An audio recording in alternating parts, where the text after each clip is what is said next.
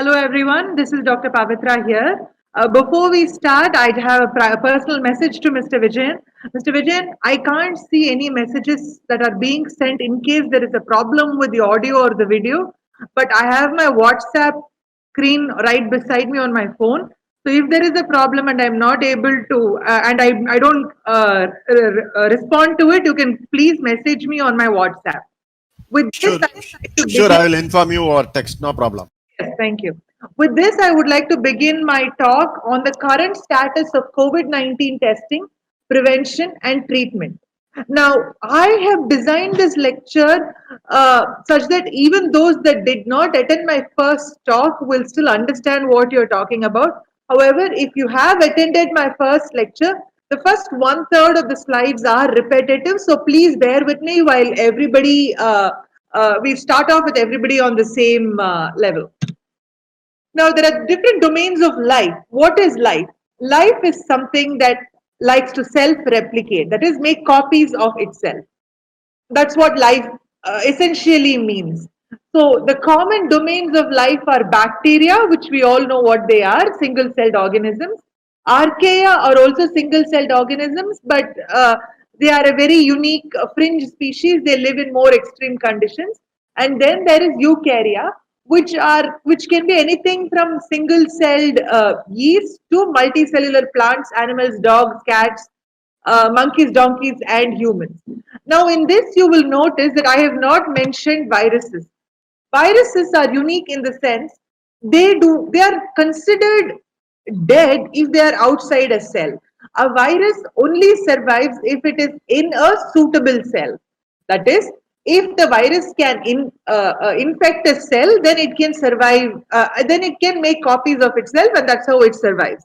Now, if a virus is outside a cell, it is considered inactive. So, what the next important statement here is what is the central dogma of life? All our cells in the entire domain of life, we have DNA, which carries our genetic information, which is, and then we have RNA, and then we have protein. Basically, DNA is like when you go ask an architect for designing a building, they'll give you a beautiful design layout outside with trees and clouds and how the front will look, gate will look, and everything. But as such, that doesn't mean anything because you cannot construct anything out of it.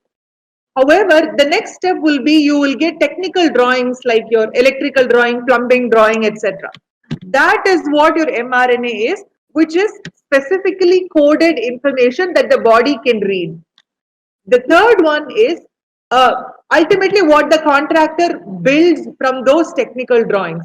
The contractor cannot read the architect's rendering. The contractor can read the technical drawing and then build the house. The same way, the body can read the mRNA with specific instructions and then make proteins.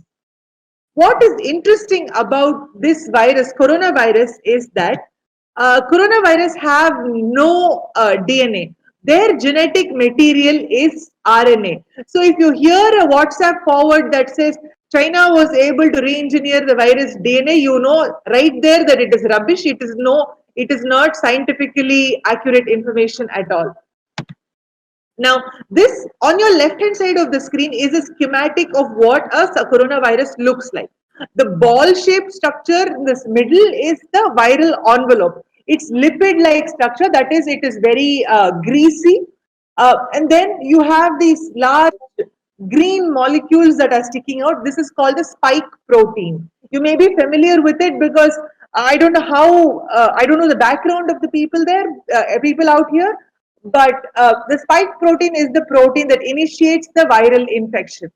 On your right hand side is an electron micrograph of a coronavirus that I was able to capture using electron microscopy during my dissertation. So you can see very clearly the viral envelope is lighter in color, and then you have this spike surrounding the viral envelope, and the envelope looks like I'm sorry, and the spike molecules look like the virus is wearing a crown. The crown in Latin is corona, and hence this virus is known as coronavirus. The virus life cycle is very simple. This particular virus life cycle does not involve the nucleus of the host cell at all. When the virus comes into contact with cells that have specific receptors, the virus nucleic acid, that is the viral genome, the RNA is taken in to the cell, and the cellular proteins translate the RNA into viral proteins. These viral proteins ultimately are able to make more copies of the viral genome and make more proteins, viral proteins. So they assemble in the cellular exocytic pathway, especially specifically in the ER-Golgi intermediate compartment. I don't know if you can see my arrow. This is the place where they specifically assemble, and then they are sent out of the cell through the exocytic pathway. So once the virus leaves the cell, it is free to go around infecting other neighboring cells. Now, the human body is also very clever. The human body knows that in its natural state, it should not be encountering double-stranded RNA. RNA, by its nature, is generally single-stranded. Now, when the viral RNA has to replicate, it necessarily has to use this enzyme called RNA-dependent RNA polymerase. This particular enzyme is important for us to note and remember because the human body does not make this enzyme. It has no use for this enzyme. It's especially unique for this viruses, which means it can serve as a potential target for antiviral drugs. So generally, when a cell encounters double-stranded RNA in itself, it knows that something is wrong, which means it knows that it can activate the cellular defenses to kill that particular cell, so that the virus the entire virus replication process is also shut down with the death of the cell. But the virus is also very clever. The virus also knows to uh, ensure that the signaling molecules, the stress signal, SOS molecules that the cell sends out do not reach other cells. So this is a delicate balance between how the cell protects itself and how the virus overcomes all those obstacles to make more copies of itself. Now, coronaviruses are a well-studied family of viruses.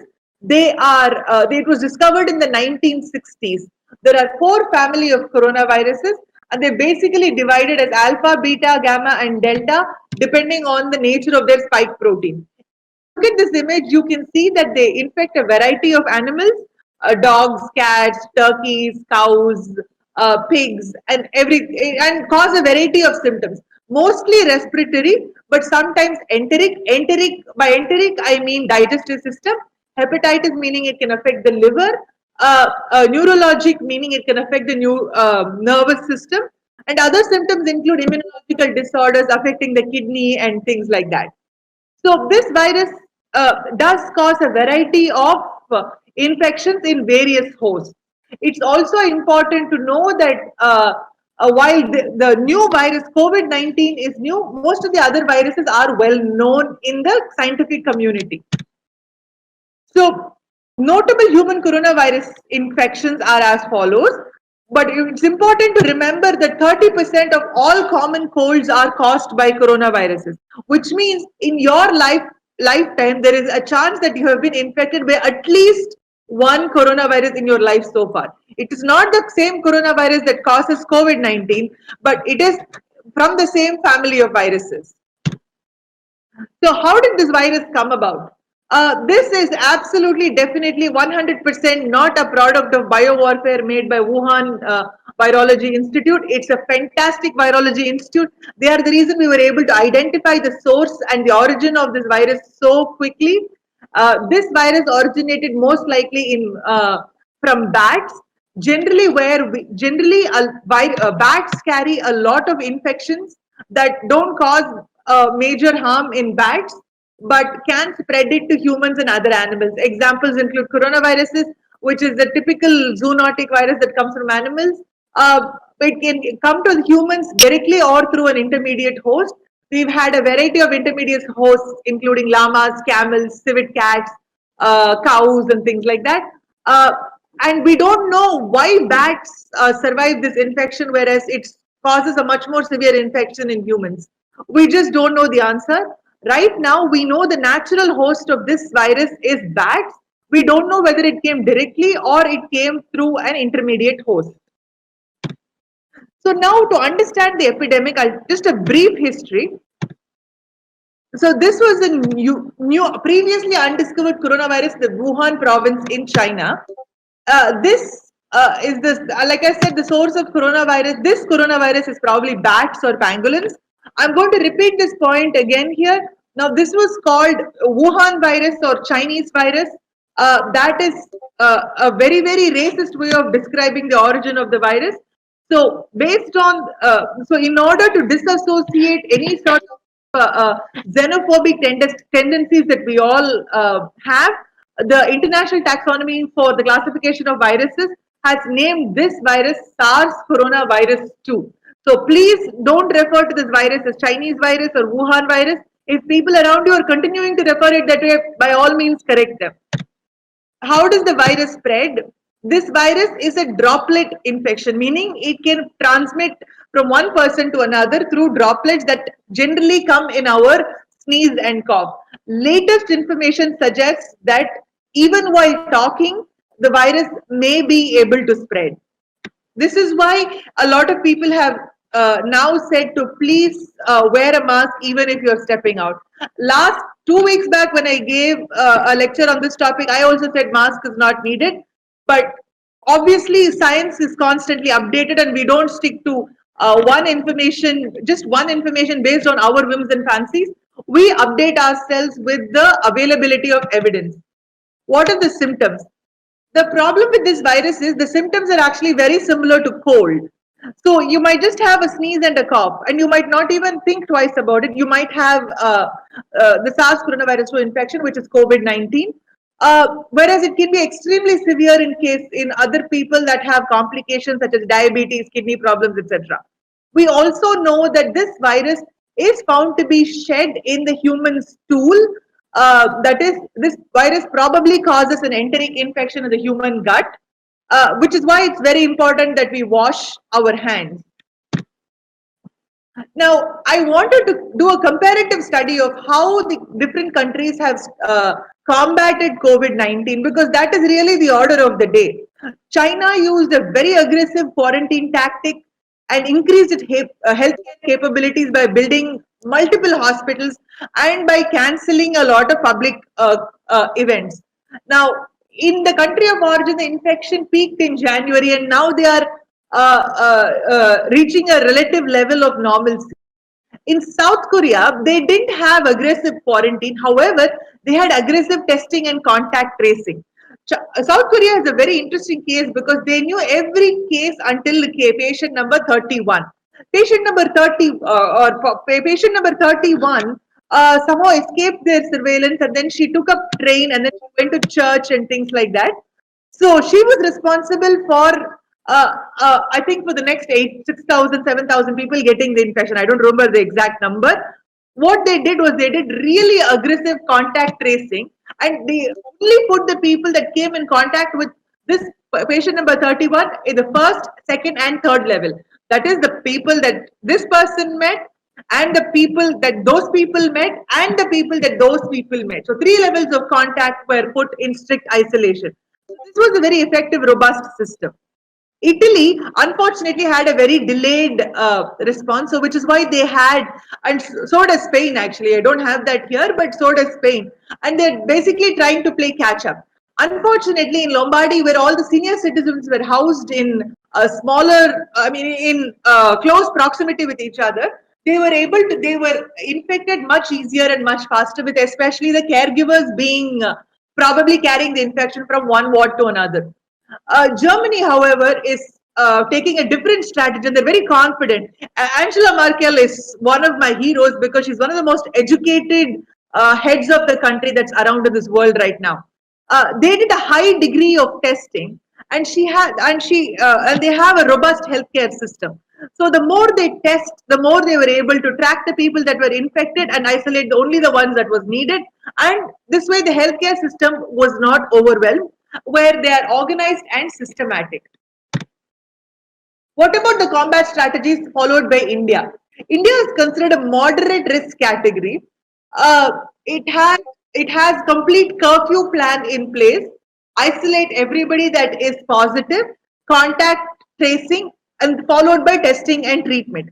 Now, in theory, this is great, but how do you curfew 133 crore people?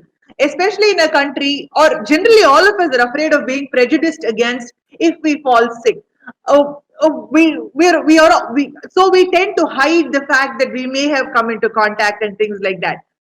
While there is a lot of brickbats for the methodology that India has chosen to combat this viral infection.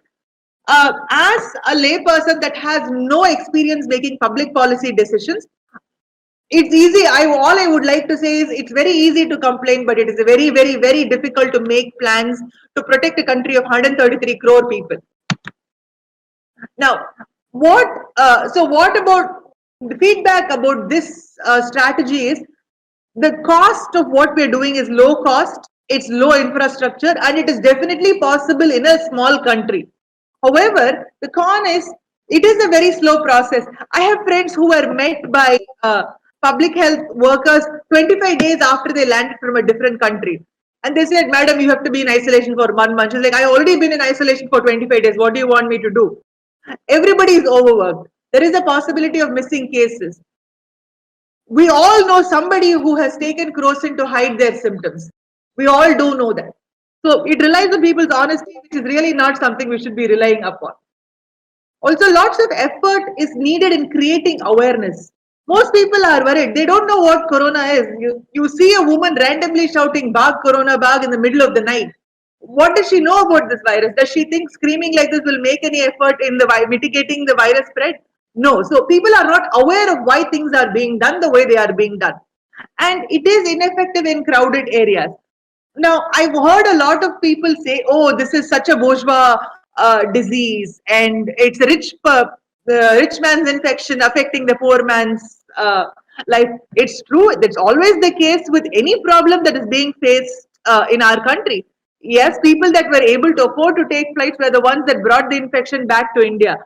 Now that it is in India, who are the people that are going to be most affected? The people that are living in crowded areas and slums.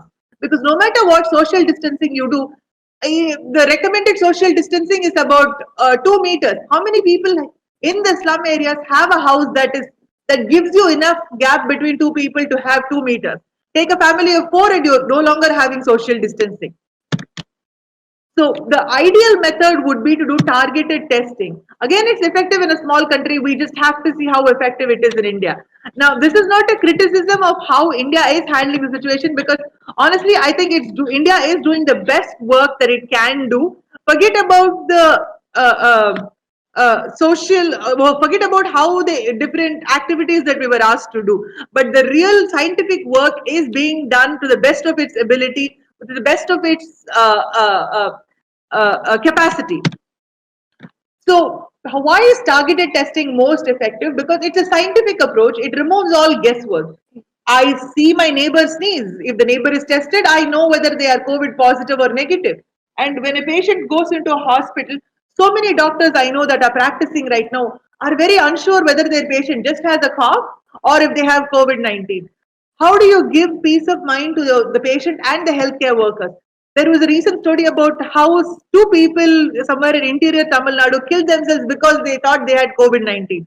We don't know the answer whether they had or not because testing wasn't done. So, testing is very, very essential.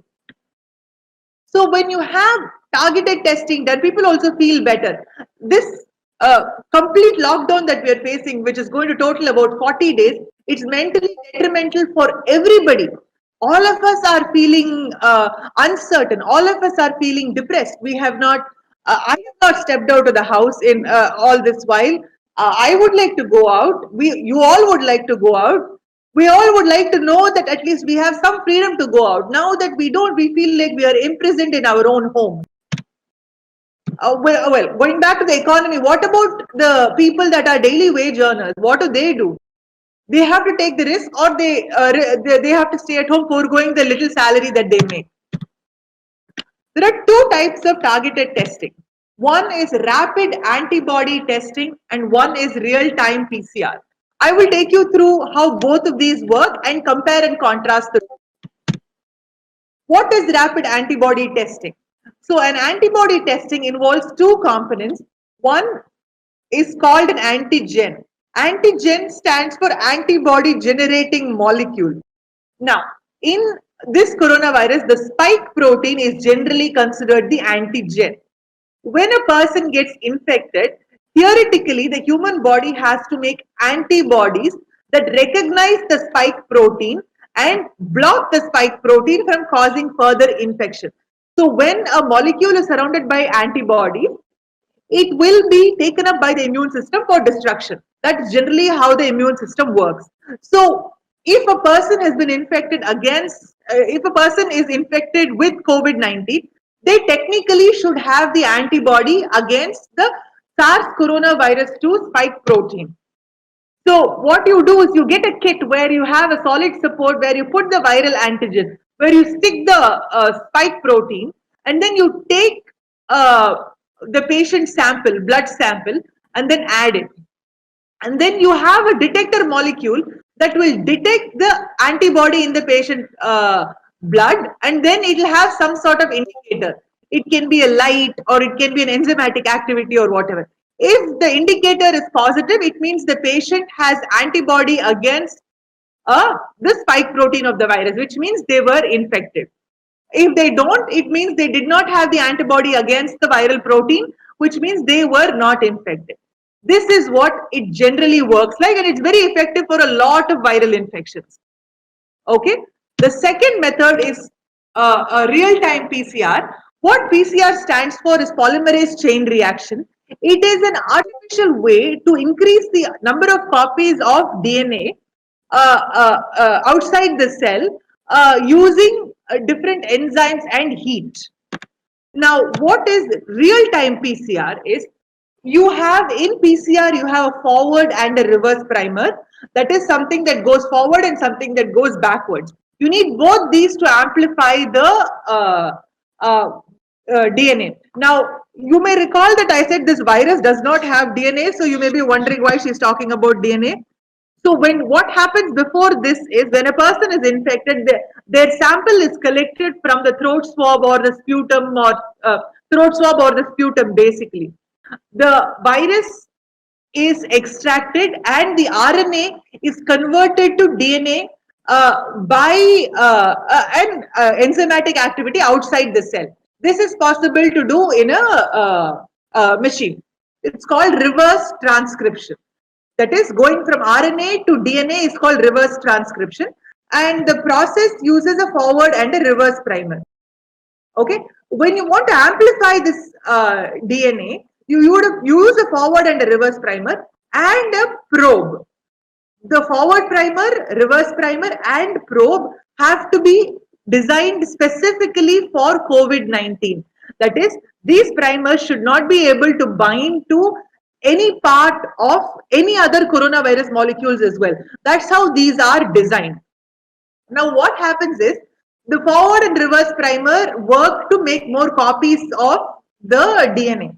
Now, what happens? The probe also binds to the DNA. The probe has two parts. One is called a reporter, which is basically a light-based molecule. One is called a quencher, which basically covers the light. Imagine the light wearing a hat. So if Q is a hat on R, if they are both attached to the probe, the light molecule will not be able to emit the light. Now, when the amplification occurs, the probe is displaced by the incoming and elongating DNA. And once there is the single-stranded DNA, it's chopped up by the cell, and the reporter now can emit light because it's no longer present in close proximity to the quencher. So you imagine the cap has been removed from the reporter molecule. So the light from the reporter molecule comes through. So the brighter the light signal you have is, the more copies of DNA were there. So you know how many molecules of DNA are being there. So you can back calculate to see how many copies of the RNA was there from the sample that you collected. This is what makes this process highly specific and quantifiable. So when you look at the process, like I said, you collect the patient sample, you extract the RNA, You convert it to DNA by this process of reverse transcription. You perform real-time PCR and you analyze the data. So you set up a threshold where if there is any light above this particular amount, then it is considered to be positive for the viral for the virus. So this gives us a very very specific amount of virus that's present in the cell. Now I'm just comparing and contrasting the two methods. I will first go with real-time PCR because it's extremely accurate. If you remember, I said the forward primer, reverse primer, and the probe are specifically designed to bind only to the virus that causes COVID-19. However, this is a very technically challenging process. You need well qualified technicians in an isolated lab to be able to perform this test. It is expensive, it is quite slow, and the high throughput is possible when there is machinery available for that. But when you look at the rapid antibody based testing, it's not reliable. Real-time PCR is extremely accurate, meaning it has an accuracy rate of anywhere between 94 and 96%. However, the rapid antibody testing method has a failure rate of 30 to 80%, meaning it's only accurate anywhere between 20 to 70% of the time. So you will be missing a lot of people that may be positive but turn up negative. However, uh, a nurse can do it by the bedside and it's very cheap. It only takes minutes to 2 hours. The disadvantages that are there for it is that it anyway requires real-time PCR for confirmation, and it is a single-use technology, meaning you cannot do high throughput on this. Please hold on.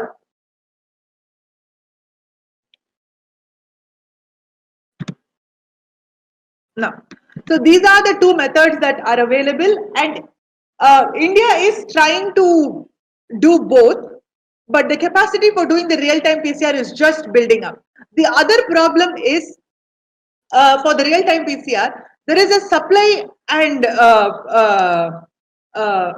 demand issue. The whole world wants these kits. Who's going to get the kits first? So that is an issue. The rapid antibody-based testing, multiple kits are available, but with a failure rate anywhere between 30 and 80%, is it really worthwhile doing those tests? Now, moving on to prevention and treatment. There are 590 clinical trials that are registered. Now, this is a fantastic effort made by the NIH, National Institute of Health, where every clinical trial is being registered in this website. So you can go and see what's happening to every clinical trial, what each clinical trial is doing, what status is it, has it been approved, who is doing it, what is their hypothesis, whether they are recruiting, whether it's authorized, whether it's stopped, everything you can look at. There are clinical trials on the development of treatment, vaccines, what happens during the infection. We still don't know what happens to the lungs during this viral infection. We don't know why there is viral molecules being found in the patient's stool. So we don't know what happens to where all the virus goes in the body. What about the mental health of the people? There is a whole gamut of clinical trials that are currently happening. Now, one of the trials you might have heard about very often is called the Solidarity Trial. The Solidarity Trial is an initiative by the WHO where 90 countries are participating in this trial. The trial effectively looks at standard of care. That is, every country has a standard of care for patients that come with respiratory infections.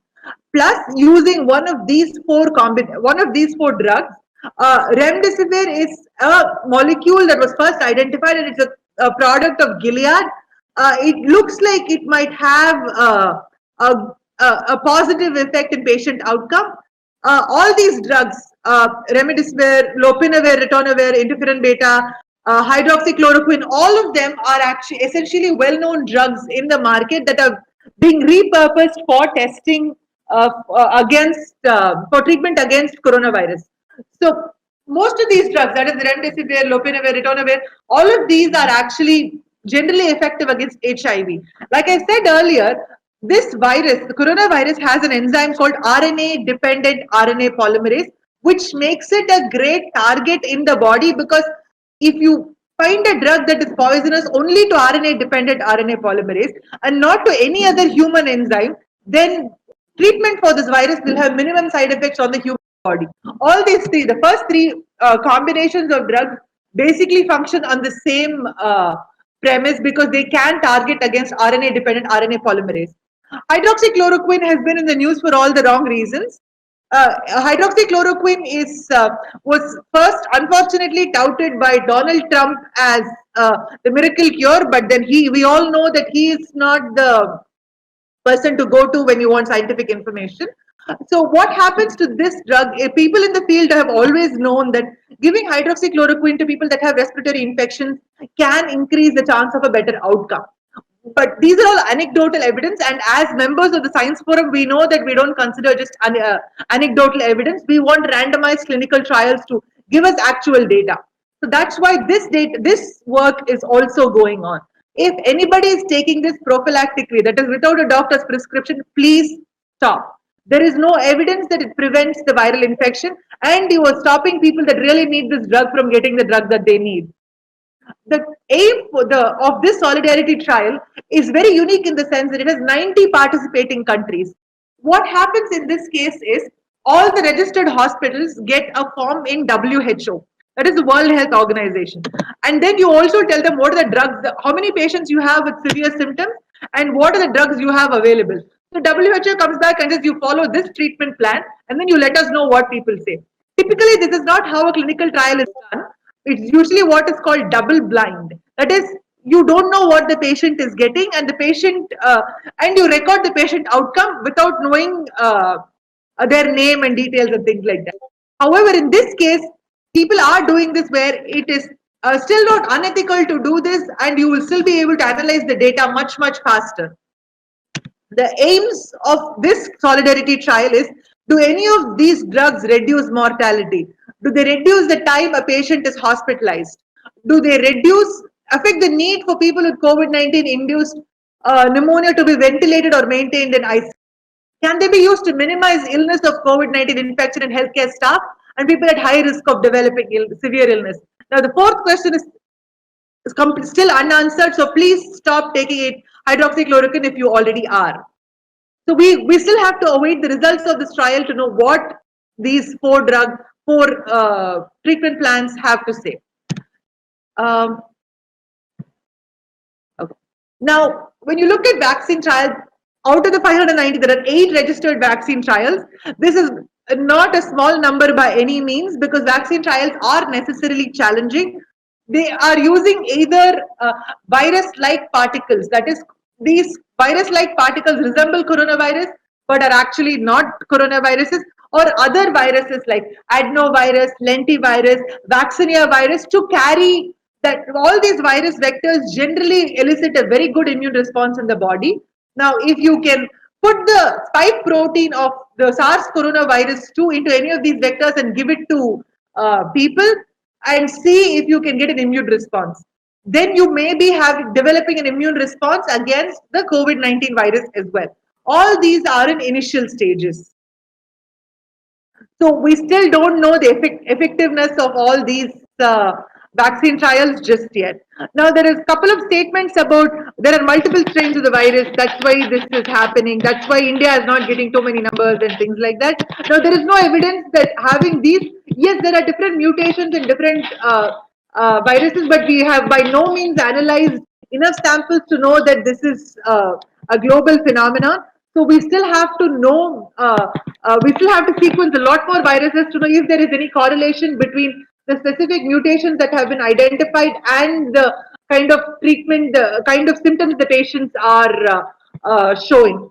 And the vaccine trials are proceeding with the understanding that these mutations don't really mean that this virus is different enough to cause to develop multiple vaccines. So all these things mean that this particular virus is a good target for vaccines that are being developed. Now, I had this slide in my talk up in February and I had multiple different options, but none of those options stand by right now. COVID-19 is combated by what could happen after this time is over. It could be combated by a robust control strategy. We could take any of the strategies that we discussed earlier. It might just go down with the season, like the seasonal flu, but there is less and less evidence that the heat and humidity is affecting the virus, because the virus was infecting people in multiple places with cold weather, and the virus is continuing to infect people in multiple places with warm weather, like India and Australia. Uh, a vaccine is created against COVID-19, and we forget all about it, like how we have forgotten about measles or mumps, and then now there are a whole lot of people jumping up saying that vaccines are poisons. So we don't know what's going to happen, so we just have to wait and see. And this is just to remind you that I run a diagnostic center and I'm an expert in molecular diagnostics.